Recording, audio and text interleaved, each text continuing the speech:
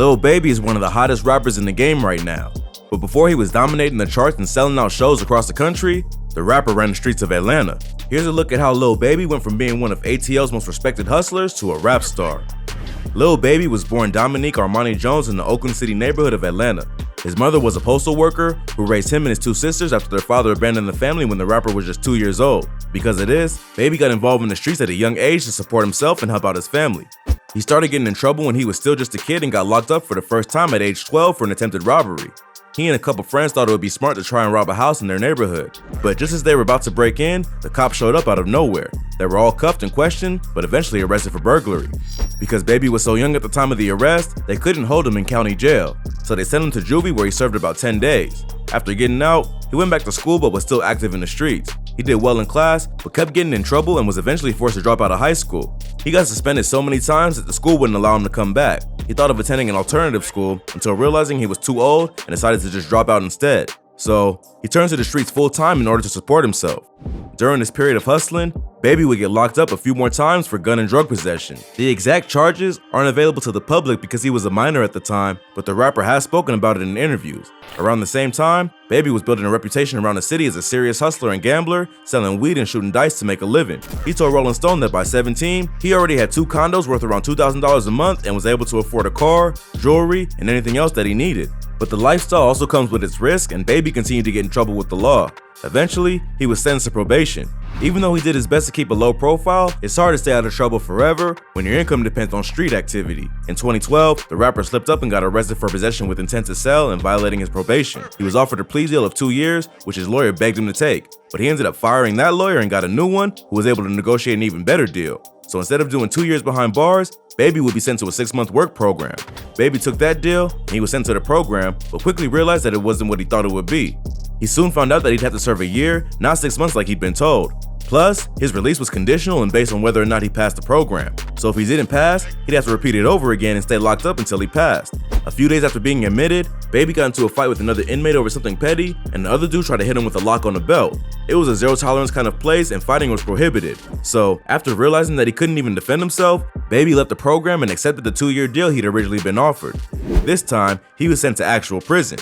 Thankfully, he knew enough people on the inside to be comfortable, but seeing people his own age serving multiple life sentences made the rapper begin to rethink his choices. When he got out, it was right back to hustling, but he started noticing people he grew up with were making a name for themselves as rappers.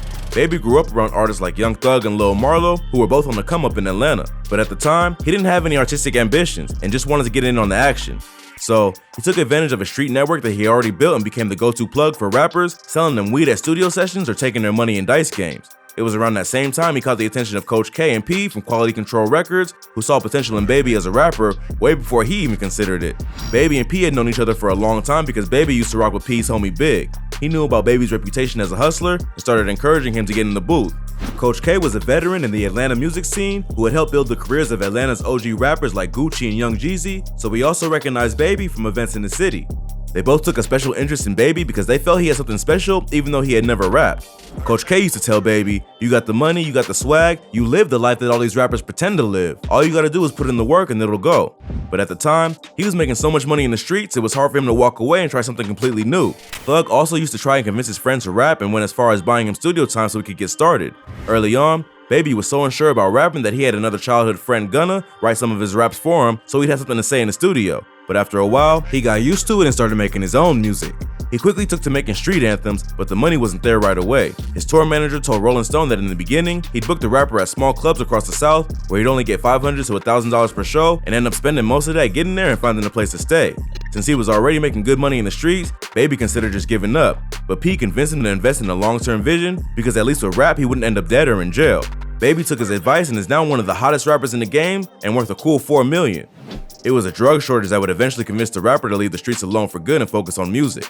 He said that there was a drought for about 3 weeks where he couldn't get any more work, so rather than wait it out and re-up, he decided to leave drug dealing alone for good and focus on rap full-time. He took the hustle that he learned from the streets and applied it to music, staying in the studio 24/7 to record his first project. He dropped his debut mixtape Perfect Timing in 2017. The project featured guest appearances from Lil Yachty, Thug, and Gunna, which earned the rapper a lot of credit and attention in the industry. He kept his foot on the pedal and capitalized on his new hype by putting out even more music. He followed up with 2 more mixtapes, Harder Than Hard and Too Hard, both in the same year.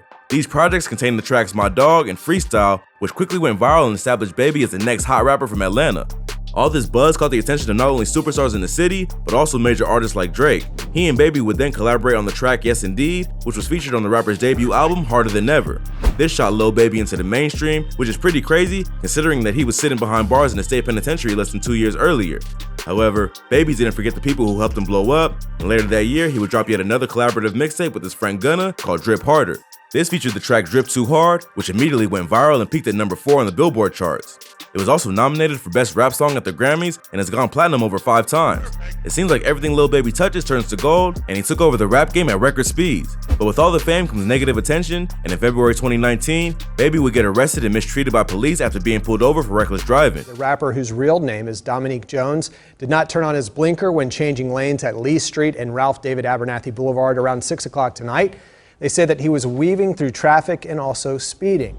The rapper was cruising around Atlanta in an orange Corvette. A state trooper was stopped at a red light and claims to have witnessed Baby fail to signal while he changed lanes and then accelerates to pass other vehicles recklessly. The trooper then turned on his lights to get Baby to pull over, but the rapper just sped up and began weaving in between cars at high speeds. The trooper then got out of his car and verbally shouted at him to pull over, which he obeyed. A fan captured the whole thing on camera that shows Lil Baby on the ground handcuffed with the trooper standing over him. What are you doing, Lil Baby? Oh my God. Baby was taken into custody and charged with a minor traffic violation, but later released that day. The incident didn't seem to faze the rapper too much, and not long after, he dropped a quick freestyle on his social media, rapping about the incident. First show I rocked them, next show I'm on the way. Police got my face swole, I don't give a though. But it showed that even leaving the streets behind couldn't save the rapper from police harassment. Check out our previous videos on rappers who ran from cops for more info on this arrest. Since then, Lil Baby has been on his best behavior, and even that incident ended up being just a slap on the wrist. After surviving the streets in state prison, a simple traffic violation isn't going to make you slip up. Baby would continue to keep up with his rapid pace of dropping music and released his second album, My Turn, in February 2020. The album featured guest appearances from major artists like Future and Lil Wayne, as well as up-and-coming talent like Fotu Doug, a Detroit rapper who had just signed Baby's 4PF label. My Turn was one of the biggest rap albums of the year and proved that Baby's hype was far from over. But the rapper didn't have long to celebrate his successful release, as just a month later, the world will go into lockdown due to the COVID-19 pandemic. On May 25, 2020, George Floyd would tragically lose his life in an incident of police brutality. Although Baby was still focused on celebrating his last album, he decided to speak out and released a track called The Bigger Picture, where he reflected on the recent deaths of Floyd, Breonna Taylor, Rashard Brooks, and the countless other victims of police brutality. The proceeds of the song were also donated to a variety of charitable organizations. The track was a bit of a risky move for Lil Baby, who was never much of a conscious rapper, but it was successful with the public, and many consider it to be one of the best tracks on the topic to be released during that period. Baby told Rolling Stone that he felt the responsibility to speak out on the issue because he had been a victim of police brutality in the past. He said that in his neighborhood, it was always something regular, but it shouldn't be like that. The track was so popular that it even earned the rapper an invite to the White House to meet with Vice President Kamala Harris and George Floyd's family on the first anniversary of his death. That probably makes Baby one of the first rappers to go from prison to the White House in less than 5 years. In June 2021, he released a collaborative album with Lil Durk called Voice of the Heroes, which was respected by both fans and critics. The collab allows Atlanta trap fans and Chicago drill fans to come together and hear two of the biggest artists in the game rap on the same track as other superstars like Thug, Meek Mill, and Travis Scott. So, it's not likely that Lil Baby will be slowing down anytime soon. What's next for the rapper is hard to tell. He's already had chart-topping hits and mainstream success without losing his respect in the streets. He's also created his own label and signed Fotu Doug, one of the hottest up-and-coming street rappers in the game. He's also experimenting with a more conscious sound and taking meetings with the most powerful people in the world. Not bad for a dude who never even wanted to rap in the first place. Although it may be hard to maintain that kind of momentum forever, Baby's in a good position to make business moves and investments no matter what happens. He's got natural talent and a solid team behind him to navigate the industry.